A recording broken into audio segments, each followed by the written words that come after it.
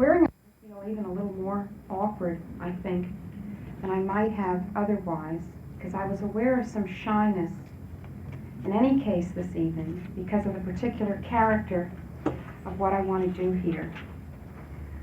There's something quite personal about the approach to the Ariadne myth that I'm planning to undertake this evening, and trying to do that in a situation like this where I have very different degrees of intimacy with people in this group always creates that kind of sense of just how do you do it, and how do you do it in a way that will ring true, both for myself and for those of you who are here with me this evening. And somehow wearing this thing makes it feel just even stranger to try and do something that has that particular quality to it. But I trust I'll get past that. As I've already suggested, there's a sense in which what I'm going to be doing here this evening could be understood as an exercise in autobiography, a description of my own serpentine path to the center of the labyrinth. This summer, I published a paper called Revisioning Autobiography, in which I looked at Freud's interpretation of dreams and Jung's memories, dreams, reflections as transformations of the genre of autobiography, suggesting in that paper that after Freud and after Jung, if we really heard what they had to say, we can no longer tell our own stories in the same old way. That taking the unconscious seriously means acknowledging that to tell my story truly, fully, means including my participation in age-old mythic patterns. Thomas Mann wrote a very beautiful essay called Freud and the Future, in which he tries to articulate what it might mean for the mythical point of view to become subjective.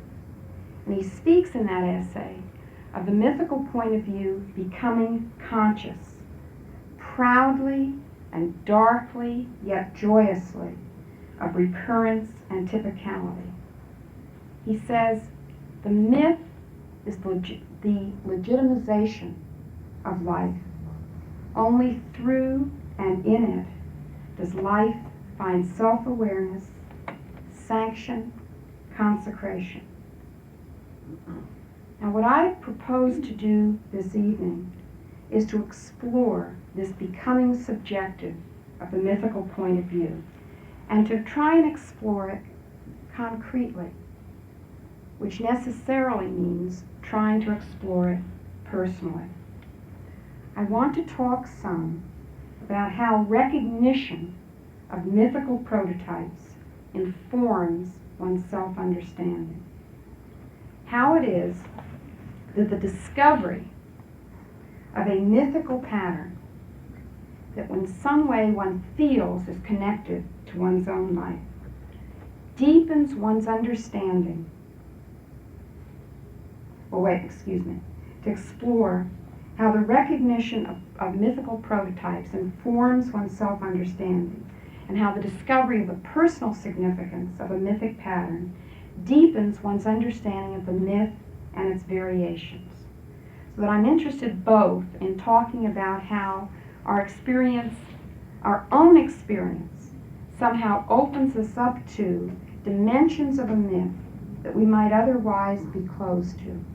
How it helps us understand why that myth has the shape it has, why the various variations of the myth really appropriately belong to it, and how it is that all the different aspects of that myth necessarily belong together, so that an appreciation of the connection between that myth and my own life makes me much more attuned to the unity of that myth. And in the same way, strangely, the discovery of the parallels between the myth and my life helps me understand how moments in my life which otherwise might seem accidental or fragmentary belong to a whole. And in fact, that somehow this is a way of discovering what we might really call the mythos, the plot, the unity, the story of our life. And so I'm really interested in trying to get hold of what I call the psychologic of the myth, trying to discover the ways in which all the variations, all the transformations, all the elements that go up to make that myth are integrally, necessarily part of it. One of the other things that really intrigues me is the importance of beginning, as we almost always inevitably and necessarily do, with the most familiar versions of the myth, which tend to be the most worked over versions, the latest, most recent versions of the myth. And it's only gradually, as we keep working with the myth, that we discover earlier versions, buried strata, different layers of the myth. And that the process is very much like the process of working with a dream, where we start with the manifest version and then discover as we keep working with it that that's a kind of cover for a story that is much more complex and unfamiliar and strange and therefore much more informative. So that what I want to look at this evening is the psychologic of myth, and as we'll see particularly of one specific myth, the psychologic of myth, and also the mythologic of the psyche's processes. So suggesting that in order to fully understand the myth, we have to understand it as having a psychologic, and also that to be fully attuned to the shape of psychic processes, we have to recognize their mythic dimension. So that this is, in a sense, an exploration in psychopoiesis, in soul-making, an attempt to get some sense of how the soul, our soul, is given its shape through poetry, through images. Now, to do this, I believe, means recognizing our involvement in a number of different mythic patterns. As you may recall, one of Jung's primary accusations against Freud was that Freud seemed to be attuned to only one archetype, to be aware of only one archetype informing his life pattern, and by extension, the life pattern of all of us, the Oedipus myth. Now, I think that's in part a misunderstanding of Freud, but we don't need to go into that at this point. The main reason I'm bringing it up here is to suggest that one of Jung's very important convictions is that a psychology that's really attuned to the soul's processes knows that we are implicated in a variety of myths. James Hillman's way of putting this, as some of you may remember, is that archetypal psychology is polytheistic, is aware of the activity of many divinities in our soul. And what I want to talk about is to show the process of the discovery of the archetypal dimensions of our own experience, and how we do that by going deeper and deeper into a myth, and indeed by going deeper and deeper into several myths.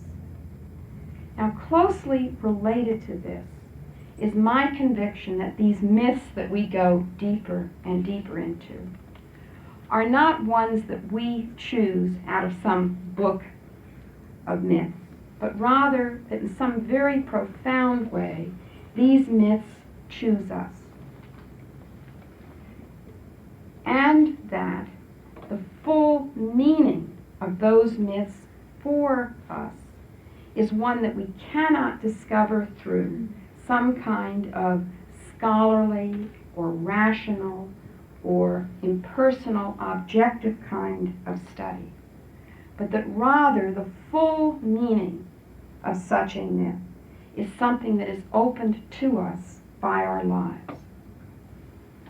And that as we discover new parallels between a particular myth and aspects of our own lives, we discover how the recognition of the parallels between my life as it is unfolding and that ancient mythic story helps me, as I guess I've already suggested, to tie together aspects of my own life which might otherwise seem fragmentary or arbitrary or accidental. And thus we discover the mythos, the plot, the connecting thread in our lives. Now, as we undertake this kind of exploration of a connection between the myth and ourselves, it seems important to me always to remember something that James Hillman said. Myths do not tell us how. They simply give the invisible background, which starts us imagining, questioning, going deeper. Now, Jan alluded a few moments ago to the fact that some years ago I did, with respect to Persephone, something very close to what I propose doing this evening with Ariadne. That I explored then my lifelong relationship to the figure of Persephone. Really is lifelong. I was born on the first day of spring, and as far back as I can remember, I knew myself as in some way or other Persephone, the goddess of spring. I tried then to suggest the ways in which my sense of identification with Persephone has been transformed and changed during the more than 40 years that she and I have been involved with one another. And that I now understand that connection very differently from the somewhat naive and innocent way that was appropriately the way in which I began. But that kind of exploration suggested to me how that kind of discovering of the connections between a mythic pattern and one's own life helps one to come into touch with a connection between apparently isolated moments, and also to get some sense of the inner bond between what one does and what happens to one. Again, one of the things that Jung was so concerned to help us see, that the things that seem to come at us and the things that we're aware of making happen in our own lives are very intimately intertwined with one another. And I tried to suggest there, too, how gradually one comes to appreciate features of a myth, which at some earlier point along the way might have seemed relatively unimportant, insignificant, perhaps not even visible to us. So one comes to perceive ignored details and the internal coherence of all the facets. And I tried there, for instance, simply to suggest that in Persephone's story, one comes to see why, for her, the relation to Demeter and to Hades, the relationship to the mourning mother and the abducting spouse are equally central, and that you miss who Persephone is if you'd ignore one or the other of those. Well, that's all preface. What I want to do this evening is to turn instead to Ariadne. Again, Ariadne is someone with whom I've had a long identification. And my relationship with Ariadne, however, is one that has also had a long latency period. It's one that has been unimportant to me at any conscious level at least, for a long interval, 15, 20 years perhaps. And I've become aware, however, of how very slow dawning, almost invisibly dawning, my appreciation of the full significance of this goddess has been. Several things happened last spring to get me to recognize that it was time for me to turn again to Ariadne and discover who she might be for me now.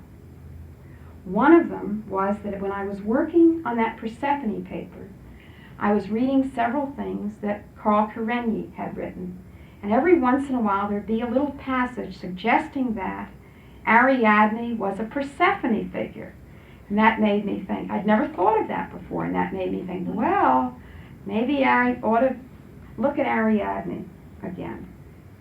Then last spring, I taught a course at San Diego State on mythology, in which I thought, just by chance, I happened to be teaching both Dionysus and Theseus. And it was only when I was really well into the middle of that course that I started wondering, well, now, why did I choose these two figures out of the whole range of Greek heroes and Greek gods? These two figures, both of whom are centrally identified with Ariadne. It must have been because somewhere a part of me wanted to have to confront Ariadne again. And then, last spring, I bought a house, which I only discovered after I had already decided to buy it, was at the intersection of Primavera, which of course is Persephone, and Serpentine Drive. So it was clear it was time to ask again, who is Ariadne to me? And as I did that, I came to a very strong appreciation of what it means to live more than one myth. A real recognition of how the connection with Ariadne was just as important for me to get a full sense of as was the connection with Persephone. And that living more than one myth does not mean that one is schizophrenic. I also, as I was working on the Ariadne material, recognized that one of the reasons that it was important to me was that my connection with Ariadne was something that originally was laid on me by another. And that one of the things that I was exploring was the pertinence of another's view of who we are to ourselves. That what another sees in us that we might not see at all may be a clue in ways that we don't fully understand at first, that we should attend to of who it is that we truly are. And that by exploring that, we may discover a hitherto not understood connection between what Sartre would call the en soi and the pour soi, the for others and the for ourselves. I also had very much the feeling that what was happening was a real sense of return, that was very much like a big dream that I might have had 15 or 20 years ago, that I had redreamt or that in some other way had insisted on being looked at anew. And suddenly it was there, and that this time around new things would be discovered in it. Otherwise, why would it need to appear again? Now, let me begin at the beginning with my first sense, my first experience that Ariadne was an important part of my own life. This was, as I've already suggested, because of another's sense of me. When a dear friend communicated to me that I, in a way that felt very important to him, was his Ariadne. And what he was trying to suggest there was that in some way or other, my being towards him as I was had given him the strength, courage, the insight, the readiness, whatever, to risk the exploration of his own labyrinth, of his own soul, in a way that he felt he otherwise wouldn't have been able to. Now, that is not at all the way that I, from my side, would have described what was happening between us at that point. I would have understood and told him so, the myth, what was happening between us in terms of my myth.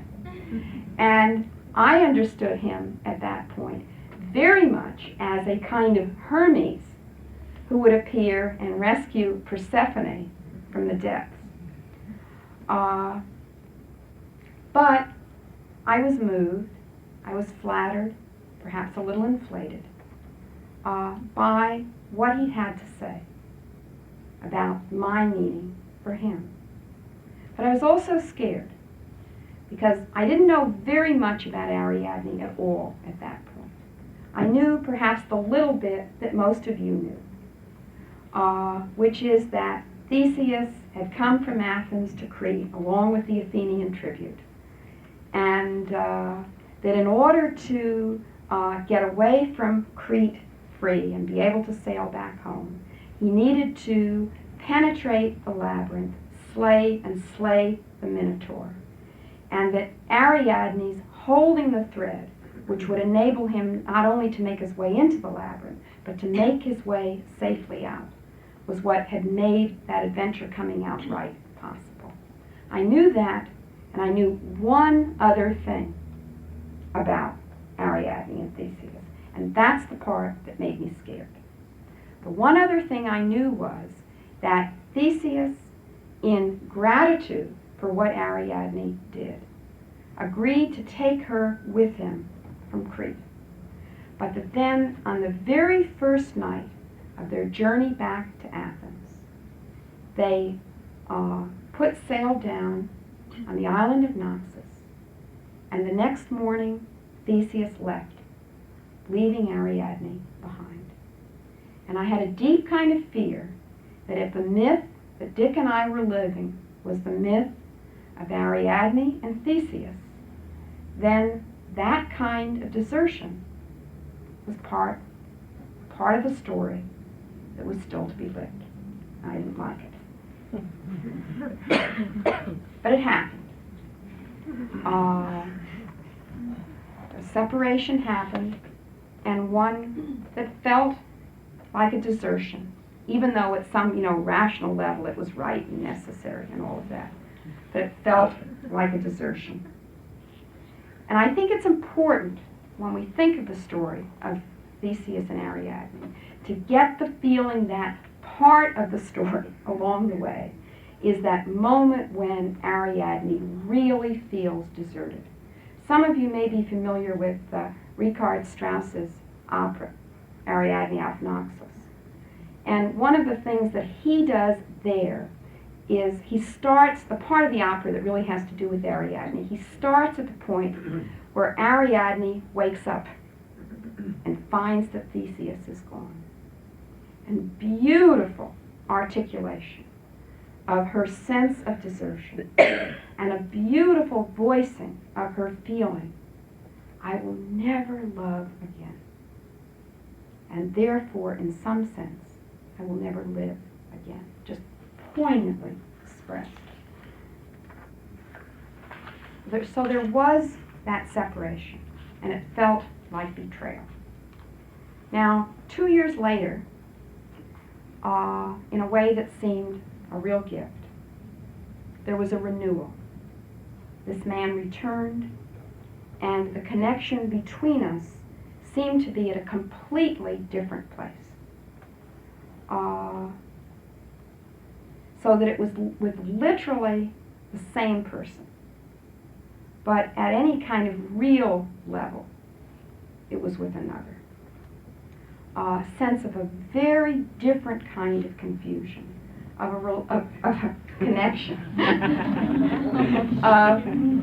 precisely of a relationship that didn't seem to be colored with the confusions, the possessiveness, the kinds of betrayals that are part of love that we think of as mortal love.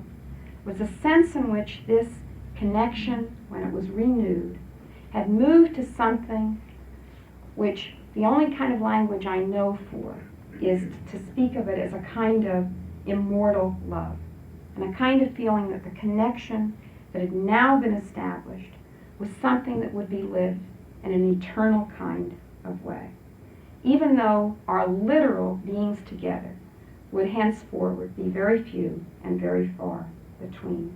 But that seemed beside the point, really. And that there was really a kind of feeling that this love no longer was one that carried with it the danger of interfering with or disrupting our everyday lives.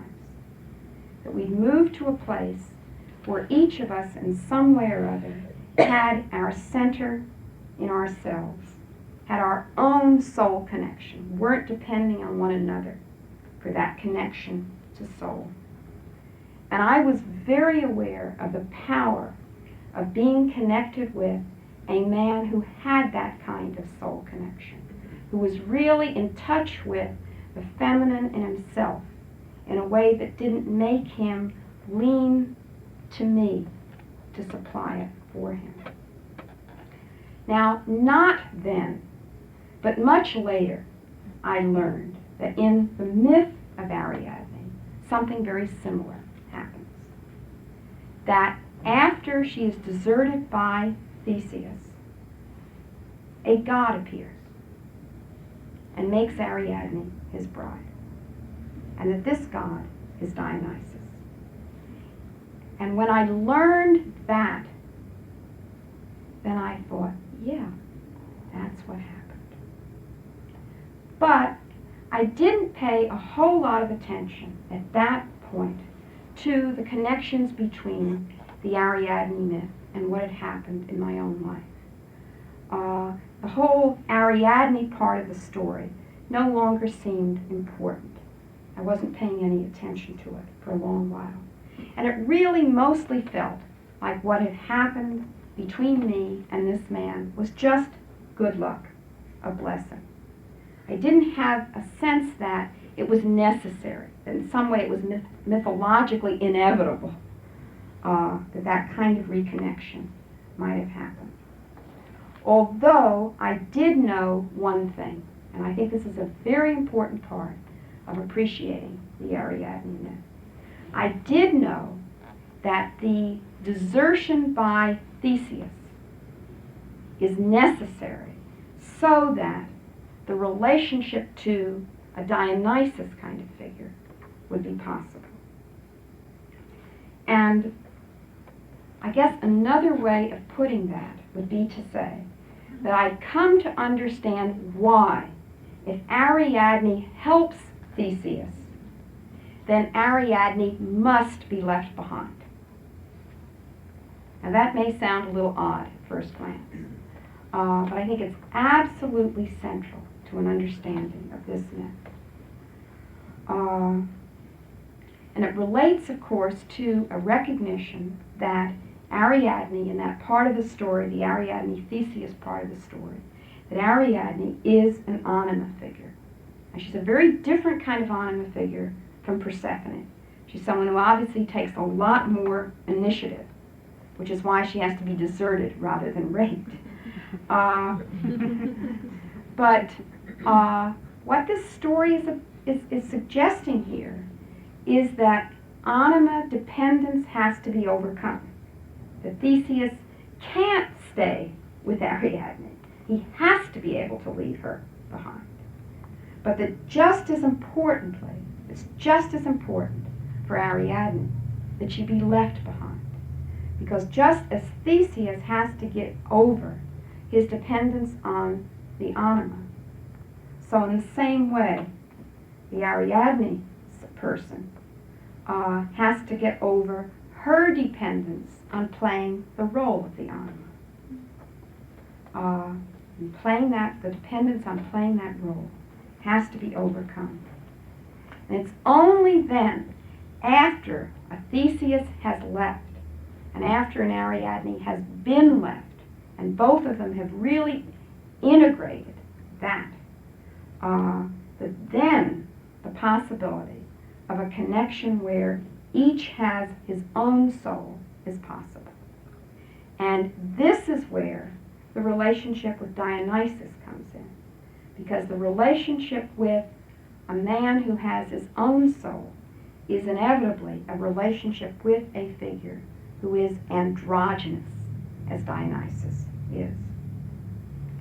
Now, I've already suggested that for a long interval here, I was very unconnected to this particular myth.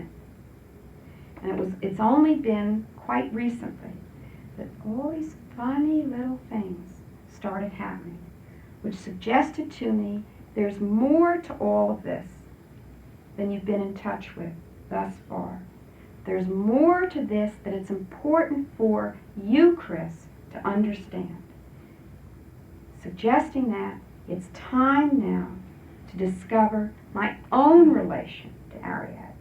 Not the other's relationship to Ariadne through me, but my own relation to Ariadne.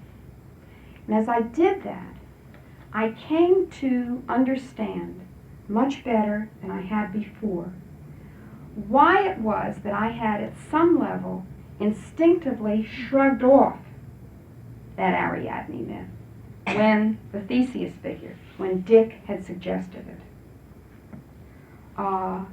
That there was something about all that that really didn't ring true to sort of my sense of who Chris is. And that it was only as I came to penetrate to some of the earlier strata of the myth, some of the buried aspects of this mythical pattern, that I could come to a connection with this myth of my own. And that was because the version of the myth that I'd known until now, the version of the myth that I would suppose is the one that most of you are most familiar with, is the man's version. Now, it's a version, just because it is the man's version, that has some truth for us women, so long as we are defined by our relationships with men and by their relationship to us. But it's very much the version of the myth that grows out of the perspective of the heroic, Olympian, male-dominated world. And Theseus, as some of you may remember, in all the many legends associated with his name, and they're fun. Some of you may have read Mary Renault's King Must Die and Bull from the Sea and have some sense of all the different stories that have been hooked onto the Theseus figure. But over and over again in all those stories, there is one theme that keeps recurring, which is that Theseus is the male hero who keeps finding himself in conflict with the matrilineal world, the king must die world. That Theseus is the figure who is deeply aware of the danger and the appeal of the feminine, and spends his life in a kind of battle against the feminine power. That Theseus, like the heroes of a lot of the Greek myths that we know best, like Orestes and Oedipus and so on, represents precisely that moment of transition in Greek cultural history from the matrilineal to the patrilineal, the shift from a female viewing of the world to a male viewing of the world. And that the Ariadne myth, as we've received it, like so many other of the Greek myths, as we get them from Homer and Hesiod and so on, are myths written from the perspective of the patriarchal period. And that what we have there is the reduction of ancient goddesses to figures with whom men can safely deal. So that one of the things that happens is that the major Olympian goddesses, Hera and Artemis and Athena and so on, are all very much identified with one aspect of the feminine. So you differentiate the feminine, you cut it up and you separate it out into the wife and the maiden and the helpmeet and all of this. And you can deal sort of safely with one at a time, where sort of dealing with the whole glob of what femininity is all at once is still too scary. So it's safer to differentiate. It also makes it much safer if you can humanize, so that we see figures, not just Ariadne, but Helen of Troy, for instance, who was clearly at the earliest level a goddess, made manageable, copable, dealable with by being made human. Yet, over and over again, even in Homer, there are clues that these female figures once had much more power, scope, significance than they do on the surface in the received versions.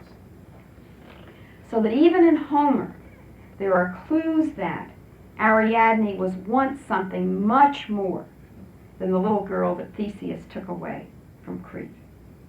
That somehow she was connected to fearsome feminine power. Now, one of the ways this comes out is that Theseus's desertion of Ariadne on Naxos is celebrated. And it's celebrated as though it's something that Athena made happen, and made happen to save Athens from contamination by overwhelming feminine power. And the way in which Homer tells the story, we even get Theseus excused. He wakes up in the morning and somehow he's forgotten he has Ariadne with him, and he sets sail in all innocence back to Athens. The suggestion is that he leaves her unconsciously because she has to be left, and that he has to leave her not just before he gets to Athens, but he has to leave her on the first night on the very first island, so that their love would never have had a chance to be consummated. And another part of the story suggests that the reason that he leaves her there is because Artemis intervenes at the instigation of Dionysus. That Artemis is the one who comes in and makes sure that Ariadne gets left. And she does it because Dionysus tells her to. Now suddenly, we're getting the suggestion that the connection with Dionysus is the really central connection, that this is the primary connection for Ariadne. This is something that Nietzsche knew, by the way. The last thing he wrote, last words he wrote from the asylum were to Cosima Wagner, and he said, "Ariadne, I love you, Dionysus." Now, the suggestion here is then that Dionysus already has a claim. Now, I think I was talking earlier about how all the variations and transformations of a myth are meaningful. And I think here, it's not too difficult to see how it makes sense both that Dionysus only appears in Ariadne's life after she's been deserted by Theseus, and how at another level it makes sense that she already had a connection with Dionysus before Theseus ever came into the story. As though she only really recognized Dionysus's prior claim in her life after she betrayed it. But the suggestion here is that already on Crete, before she ever got involved with Theseus, Ariadne had been the betrothed one of Dionysus. and that that on Naxos, Dionysus sent Artemis after her, and she was killed, and we'll get to that part of the story in a few moments, as punishment for having turned from Dionysus the immortal to Theseus, the mortal lover. And there are lots of other stories in Greek mythology. The story about Coronis is one of the most available, of a similar kind of pattern, where a woman betrays a god who's been her lover for the sake of a connection with a mortal. And I think it's not too difficult at the psychological level to have some understanding of what that means and of why one would do it. That there are clearly times when we are pulled to an involvement with a human other as a kind of escape from the deep connection with the immortal, the connection with the soul, that is really has a kind of prior claim to us. But that's too much for us, somehow, the connection with the immortal. So we flee from that to the connection with the heroic mortal lover as a kind of escape from a deeper experience. Walter Otto speaks of this by saying that in all of us there lurks an enemy of Dionysus as well as a devotee. There are many moments for all of us when what Dionysus represents is more than we feel we can handle or deal with or stay in touch with. So we turn our backs on it. And so there, in one of the versions of the myth, Ariadne is killed by Dionysus, or at his suggestion. In another, she becomes his bride on Naxos. And I'll try and show in a few moments, it seems to me again that although these two seem contradictory versions on the surface, what they're really trying to suggest is that in some way or other, Ariadne is a bride of death. So that she is both a bride, so she's both married to Dionysus and slain because of her connection with him. Now, as we're beginning to explore what it means that Ariadne is primarily connected to Dionysus, we're getting closer, I think, to what Ariadne means as women know her. When we start there, when we start with the connection to Dionysus, Ariadne assumes an entirely new power and significance. When we start with that, not just as something that makes up for getting left by Theseus, but as having its own central meaning, then we really have to explore what it means that Ariadne is the counterpart of Dionysus. She is the female other. And so that somehow the clue to who Ariadne is comes from trying to explore who this other is, that she is the one who is his counterpart for. And this again, I think, is something very intriguing, that Ariadne is the counterpart of Dionysus, the wife, the chosen one. Sarah Pomeroy, in her book Goddesses, Whores, Wives, and Slaves, says that in all of Greek mythology, Dionysus is the only god who doesn't exploit females, the only faithful husband. And here's the woman that he's faithful to. So there's something pretty big going on here, because the Greek gods aren't into this sort of the one kind of thing. Now, as we're at this phase of the story, the suggestion is that Ariadne is made immortal, made a goddess, through her connection to Dionysus. So we have to explore what that connection is. Now, very quickly, that means looking at who Dionysus is. And Dionysus is the god of women. Dionysus is absolutely unique in Greek mythology. Dionysus is attended not by humans of his own sex, but by humans of the other sex. The primary attendants of Dionysus are always women, the Maenads. So that Dionysus is the god of women, which means that he is masculinity, male sexuality, as women experience it. So he's maleness for the woman. I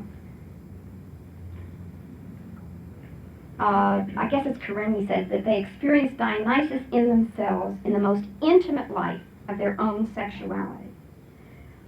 As you remember, is the god of madness and ecstasy, the god of vitality, the god in whose realm everything is turned upside down. Dionysus means madness as mystery, madness not as sickness, but as a companion to life at its best, the god of vision and ecstasy. The suggestion then that this god who comes to women at their most impassioned moments is a god connected with a kind of visionary eroticism, a kind of sexual connection that is imaginal, not literal, a connection that is deeper than narcissism because it feels like a connection with another, a divine other. This is very closely related, obviously, to all the things that Esther Harding has to say about the virgin, the woman who has her center in herself, the woman who is able to indulge in her sexuality in a way that doesn't make her dependent on relationships with others, but she's really experiencing that sexuality in itself. So that this is an aspect of women's being in touch with their own sexuality, their own life-giving energy, in a way that Hera, who means wifeness, that Hera and husbands oppose. So that Dionysus is the lover of women who have their center in themselves, who are not defined by their relationships with literal men.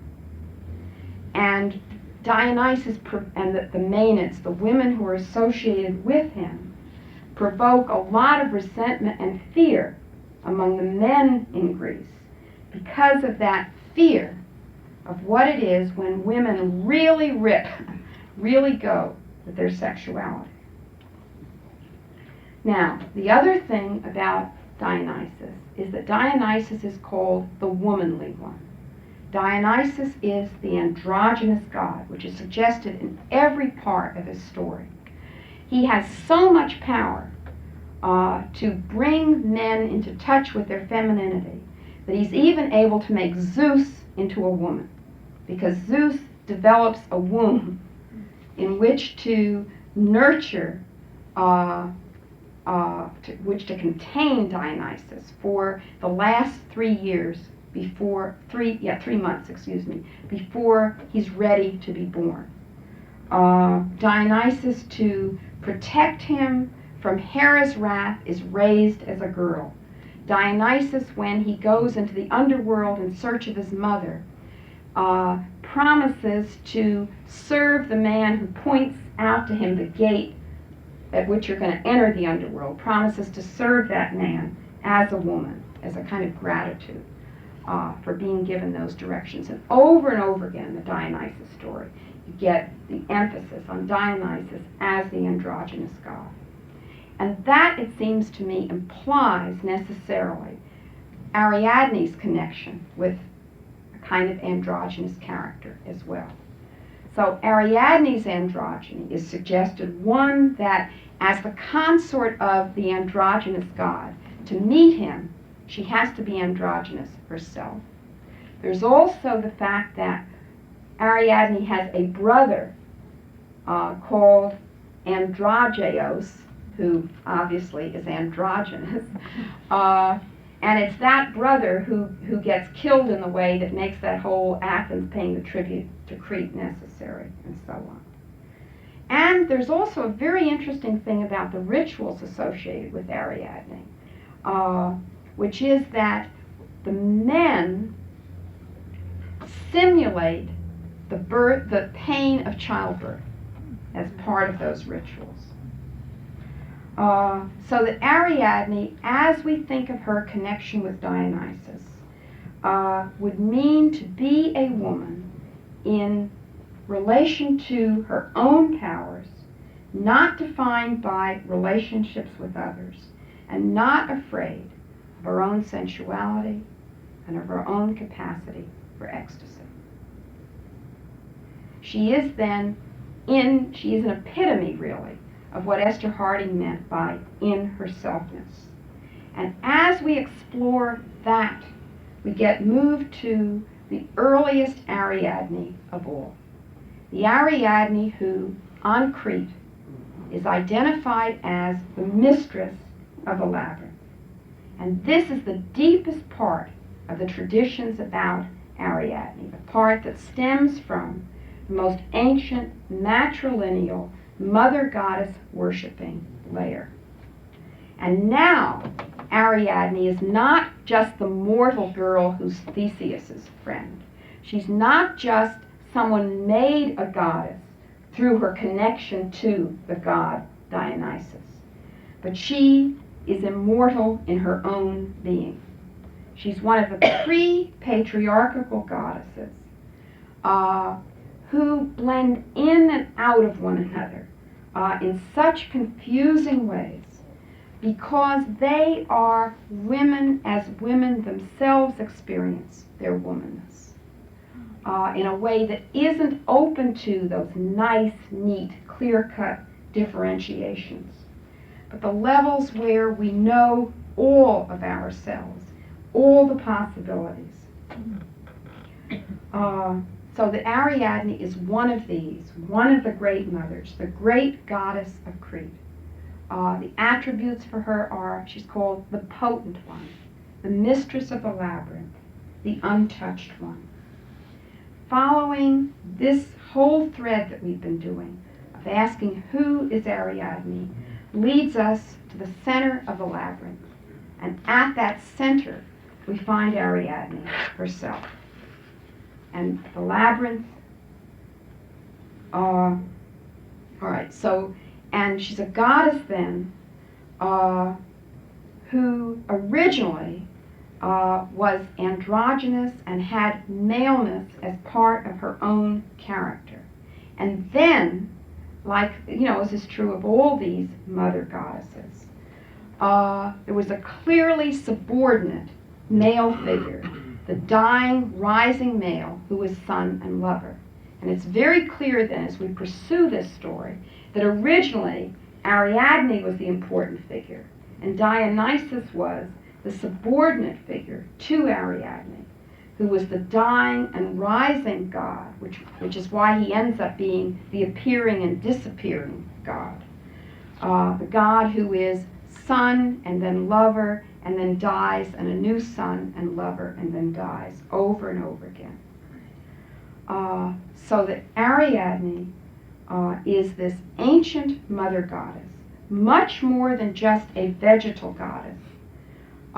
It's a much more profound, comprehensive vision, just not connected just to animation, to life, which is what the vegetal goddesses are, but to anima, to the soul. And a central part of Ariadne's work is her relationship to the realm of death. But here, very important, I think, to recognize that Ariadne's death realm is different from the realm of death associated with Persephone. Ariadne is connected with the Cretan conception of death, which is different from the Greek conception of death. She's connected to the islands of the blessed, to the Elysian realm. It's an understanding of death which suggests a connection between life and death, a flowing kind of connection from life to death to life to death, which is very different from the radical distinction that the Greeks make between life is life and death is death. And the difference between mortals and the divine is that mortals die, and when they die, and the gods never die at all. Whereas on Crete, we don't have that clear-cut differentiation between the divine and the human at all, nor the notion that there's this abrupt and final line, demarcation, between life and death. Now, Ariadne's special connection with death is, of course, first the labyrinth, which is tomb and womb. Most who return to who enter the labyrinth never return, but some return transformed. She's the daughter of Minos, who even in Homer still is associated with the Elysian realm, which by then is made, this little special part of Hades where the specially favored don't really die. They get to live in death. And that's a clue to the Cretan conception having been kind of life and death all along. But the most intriguing thing about Ariadne and death is that, as Nilsson puts it, no other heroine in Greek mythology suffered death in so many ways. She's dying all the time. There are just so many traditions about how it is that she comes to die. And that's a way of emphasizing the fact that Ariadne somehow deeply is connected with death, with the realm of death. And in fact, it's very interesting that the main place of worship of Ariadne is her tomb, which suggests that the tomb is the altar of a goddess of death. But the stories are, one, I've already suggested, that she's killed by Artemis. There's another story that she simply dies of grief. There's another story that she kills herself, that she hangs herself from a tree in despair at Theseus's departure. And then there's a very interesting story, which is that Artemis comes and kills her while she's on Naxos, kills her while she's in childbirth. And she enters the realm of death during the process with the unborn child still in her womb. And then the story goes on to say, gives birth in the underworld. And that's the only story we have at all in Greek mythology of anyone born in the underworld.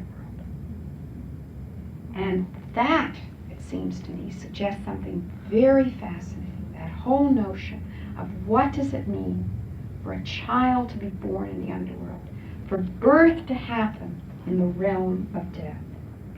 And that suggests again that deep connection in this Ariadne story, that somehow death and birth are not mutually exclusive, but rather are intimately intertwined with one another. The birth is not against death, that it's not even a one after the other kind of thing, but that somehow there's a kind of unity, that death is a vital part of life. And the strange notion also that it may be that it's clear that the father of this child is Dionysus.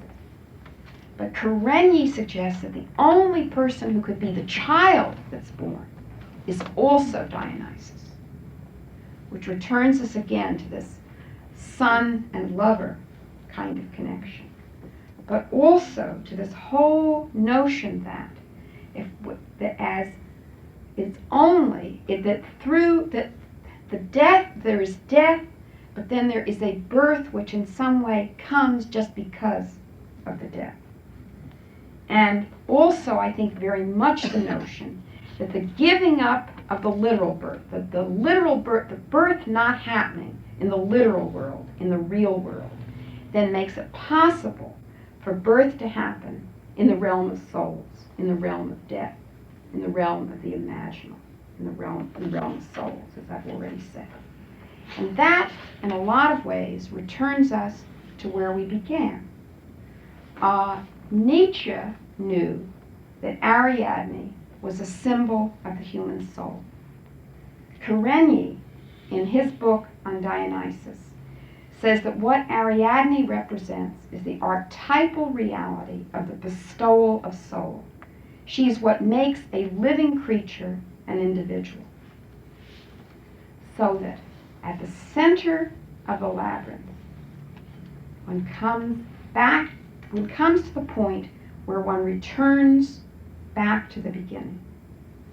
The serpentine way leads, we could use Eliot's lines at this point, returns us to the place where we started, and we know it for the first time. So we return now, in a sense, to where we began, with Ariadne as anima, Ariadne as soul. But I think in a much, much deeper kind of way. Ariadne as meaning soul in the sense of the center. What is it? The center of the labyrinth. What is it? The center of the self. Ariadne meaning soul, center, the goddess, what I call she. This is very closely connected, as I understand it, to some of the things that Hillman has tried to convey in his essays on the anima, where he suggests that the anima doesn't, at its most important levels, have anything to do with contra-sexuality. The anima is not the magically attractive, seductive, bewitching woman. The anima is not most adequately described as a man's feminine side, but rather the anima is the soul that we women need to relate to just as truly as do men.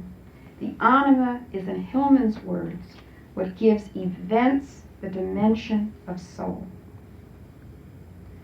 So that when I get to this understanding of Ariadne as mistress of the labyrinth, as a goddess of the realm of death, goddess of the realm of souls, I reject the identification with Ariadne, not any longer because I don't want to be left behind on Naxos, but because she is the goddess.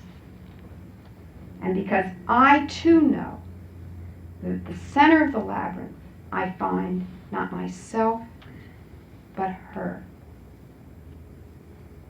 And I begin to understand now that at this point in my life, I'm being pulled back to Ariadne because it is time to attend to devote myself to give my devotion to her and to the child born in the realm of the dead, the child born in the realm of soul.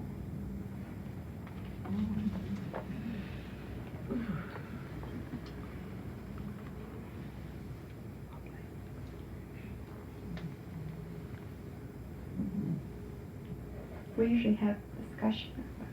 That was beautiful. If you want to have a little discussion break and then some questions, we can do that, or we can go right ahead now, whichever you would prefer. I'm comfortable with whatever's easier for other people. I was very interested in your connection of Ariadne with the goddess of death, and the fact that with the megalithic builders all over Europe and Asia, the spiral, that was the labyrinth, was in the tombs, Right. and that was the goddess of the death that was worshipped there. So it's probably far more ancient than the Greek. Oh yeah, yeah. It's that connection. I think it's very ancient. It's Minoan Mycenaean, and most of the interesting Older things. than that even. Yeah, and probably even older than that. Yeah, most of the really interesting things I found about Ariadne come from people like Nilsson and Butterworth and so on, people who've been really intrigued by the most ancient Greek and Cretan and Egyptian traditions they can get hold of. Yeah, Cecil? You're seeing Ariadne as a soul, a soul. Rings true for me too in one of the versions that I read somewhere about the end of Ariadne being that Dionysus, as a result of his relationship with her, made her into a constellation of heaven. Right. And so there she's sort of a marking, a stepping stone towards the infinite. and again was the same direction. Mm-hmm.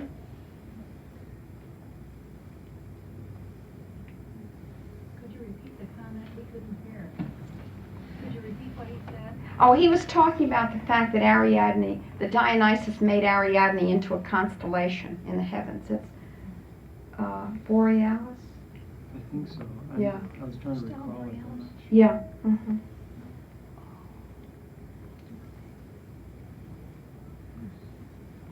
Yeah, there are lots of little bits and pieces, you know, that I obviously couldn't include. For instance, there's a tradition that instead of a thread, which is, you know, what we all think of in relation with Ariadne, there are some traditions that what Ariadne gave Theseus was a lighted crown, and that that crown was one that Dionysus had first given to her, so she was really betraying, you know.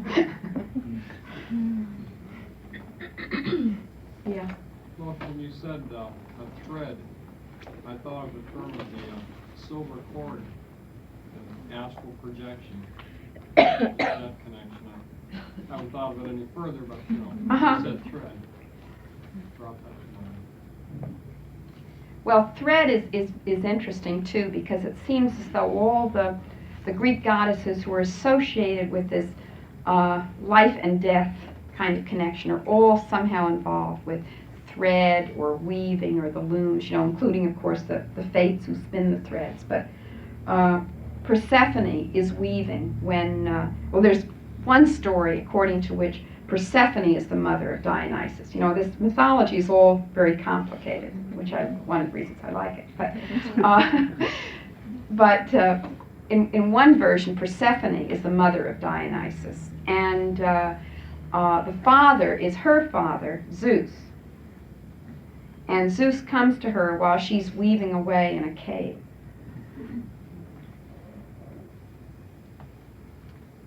Yeah. I was wondering, from what you said about that being your myth, whether you felt that each person would, if we investigated, find a parallel for ourselves. We might find our own myth in antiquity. That would be my feeling. You remember Jung, after he wrote Symbols of Transformation, which had been an exploration of so many different myths of incest, said that one of the most important discoveries from writing that book was the recognition that he didn't know what his myth was, and that he needed to go in search of it. Now, it's important, I think, that the way he went in search of it, though, was not by getting out a whole lot of myth books from the library and trying to figure out which one is mine, but rather by doing something that was much, much scarier, which was risking a kind of confrontation with his own unconscious that was something very close to a psychosis. And then it was through the images that appeared out of that he began to have some sense of what that myth that was living him might be. Now, I think that sometimes it does happen that as we're reading mythology or a piece of fiction or whatever, we suddenly have a kind of recognition, yes, there's something there that is connected to me in an undeniable kind of way. But I also think that very often the recognition of those connections comes in some different kind of mode. So that, for instance, as I said at the beginning, I don't know where my connection with Persephone comes from. I presume it's from my mother, who loves stories, you know, and who just sort of having a child born on March 21st, just, you know, that just suggested itself to her. But I don't know that for sure. I just know that for me, that's always been part of who I am, knowing that I'm Chris and Persephone. Now, with this Ariadne thing, as I was saying, it was laid on me by someone else, and for a long time, I didn't have any feeling at all that I thought it was real groovy that was the way that Dick saw what was going on. But I didn't have any sense that way of viewing it mattered to me at all. I didn't have my own relationship to that myth until very, very recently. You know, and then there are other myths that I have a connection to. None of them, I think, quite as strong as the Persephone one. But I do think that all of us, that there are myths, and I would suspect there are Greek myths, because that's such a highly developed mythology. I mean, it has so many, it's taken into account so many facets of human experience, so many different human paths, human ways of being in the world, that I would suspect that most of us would be able to find a connection or several connections in Greek mythology. And you don't feel like you're living someone else's myth? No. Part of the reason for that is is precisely this sense that, well, two things. One is the plurality of myths. You know, if I felt that there was only one myth, Persephone, for instance, that was living me, then I might feel that in some way or other that took away the sense of the concreteness, the never before happenedness of my own life. But because I feel myself informed by a multiplicity of myths, the conjunction of those particular myths here seems to me to have something that has a kind of unique quality about it. But I also have a real sense that somehow the recognition of parallels between the here and now and the then and always doesn't rob either of that, half of that, of its own integrity. You just recognize how they illuminate one another. But that doesn't take away from the concrete here and nowness, individuality quality of this present existence. Yeah? Do you have a sense of dialogue with this myth or these two myths that are so important to you that you think adds some dimension to the myth itself? Is it an interchange? Yeah, I think I tried to say something about that at the beginning, but I may have said it too abstractly. I think that there's very much, for me, a two-way kind of connection. One is, I don't think I change the myth through my participation in it, but I discover facets of the myth and why those things are all part of that myth that I wouldn't be attuned to, that I wouldn't be able to see except as my own life helps me see it. So that bringing the two together enables me to notice parts of the myth that until then would have just seemed, oh, well, that's just part of how it gets told. It isn't really a necessary part. And then suddenly discover, yeah, I now see why it's just like that.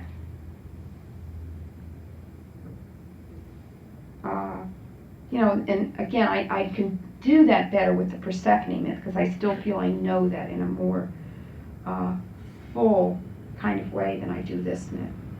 But just over and over again, just sort of discovering another little thing that may be just a particular flower or half a verse that suddenly I realize, hey, that's a necessary part of it too.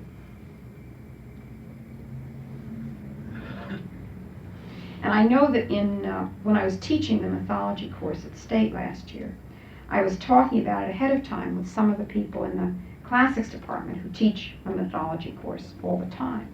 And I became very aware of how differently we were going about it.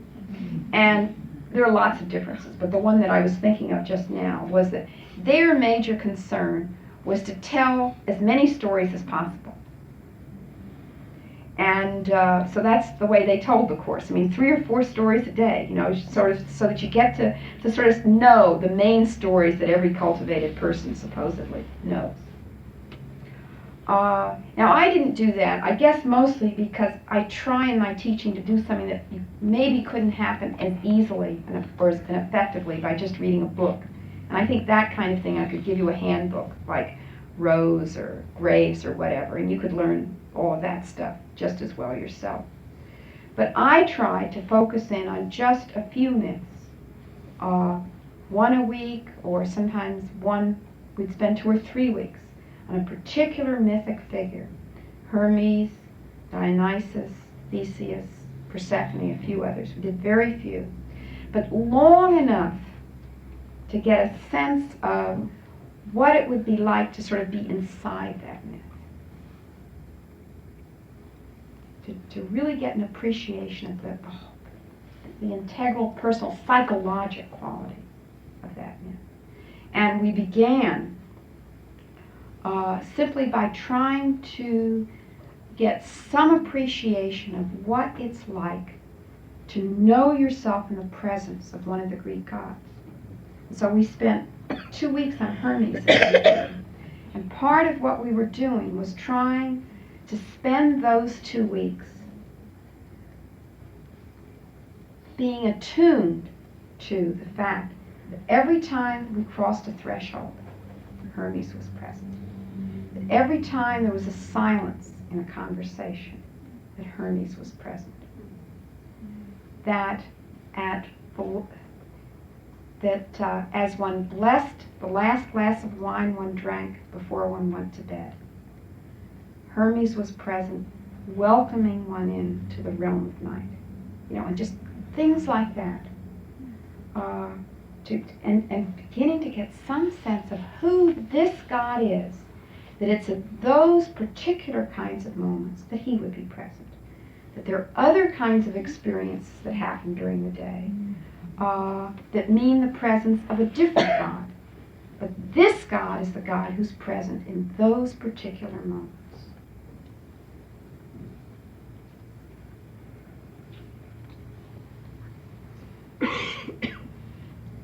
I heard something rather interesting. I don't know if it's, well, in a way it's to the point.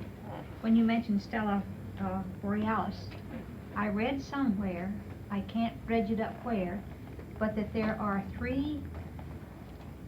do you call them, constellations or whatever that is. Anybody who would know astrology would know what they call it. But there are 3 in a person's that are possible in the horoscope.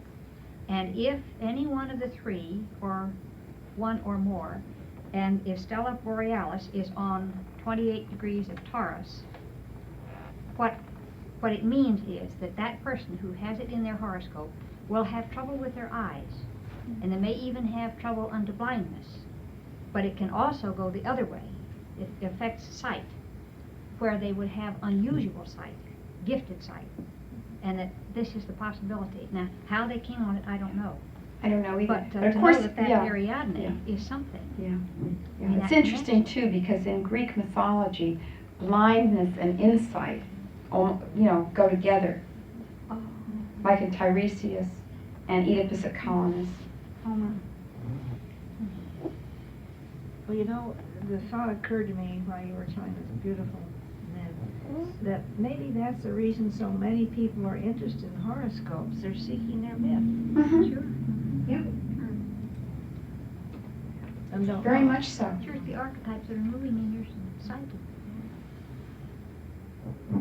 I heard Hillman give a talk on ensouling the spirit and inspiriting the soul. He said that's what this culture needs now. And it was terrific. It was my first introduction to his idea of the anima. Yeah. Okay, in your initial discussion about when you first became involved with Ariadne, that you were kind of frightened. There was an aspect of it you were frightened of, and you said that at the time you thought it was probably the aspect of the desertion, but that, okay, then later on in the discussion you mentioned that at deeper levels you realized that she represents to you the centeredness aspect, like in Jung, that when one gets I can't think of the term, but as you reach that certain level, what she represents. Okay, do you think that maybe now in looking back that your fear was less out of some concrete fear of desertion as maybe some like an inner fear of what she may ultimately represent to you? I mean, were you kind of fighting her at that time? Might have been. I mean, in the same kind of way that I was talking about the betrayal of Dionysus, and how we flee Dionysus. Okay, And so in that sense then, would all of us, or a lot of us, if we were to find a myth or a series of myths or symbols that would be ultimately really significant in our own struggle, okay, that we should expect to have a whole, like a cycle or a series of being repelled from it and fighting. I think that, again, one of the important things about working with the whole of a myth, rather than just little facets of it, is that these complicated, really highly articulated Greek myths all have their moments of real fearsomeness in them. One of the things that I tried to say in the Persephone paper was that it seems to me that one of the important things about Persephone being abducted by Hades is that suggests to me that the deepest experiences in our lives, which are ones that in a way we hunger for, are pulled towards, want, we also are really afraid of. And that I think, as I put it in the paper, I said, I know that I'm never quite strong enough, mature enough, brave enough to venture into the underworld on my own, even though in a sense I may want to. But that it's always being taken there. It always is an experience of abduction.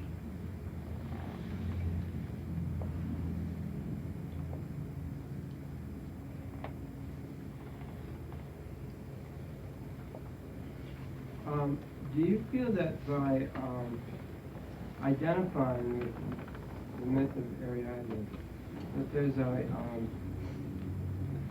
concreteness about that, so that, or do you allow yourself that in 20 years from now, or 10 in the future, that you will identify or rediscover yourself in a new manner? I would suppose so. I would also suppose that by then I might have discovered a whole another layer of depth in this one as well. I'm not saying those as two exclusive things. I'm sure that in that length of time there will be another constellation that comes into my sky, that there will be another myth. But I'm very sure that I haven't exhausted the meaning for me of this one, or even of the Persephone one. Just as with the dreams or the dream motifs that are most centrally informing in my life, that I'm a long way from having a full comprehension of what those mean and how one most wholly lives towards them. Yeah. You repeated several times in the context of the story how Ariadne, it was necessary that she be left in order to let it move on, in order to both renew and usher in fully Dionysus. But I wondered, do you see it as it's necessary that she be left in order that she be surrounded by space that can then be filled, kind of hollowed out like a cup? Or is it necessary that she be left because of what happens in the whole process to her? As though if Theseus had never come, she would still have that space around her, but she wouldn't be at the place where she would need to be at to be there for Dionysus. Right. Yeah. I mean, part of I guess one of the things that I was trying to convey is how each part of it is necessary. I mean, it's necessary to have the Theseus adventure first, and then it's necessary to be left there and to learn to not be living in that kind of relationship. But you can't, I think one of the things that those myths sort of show us or help us to see is that you can't skip steps.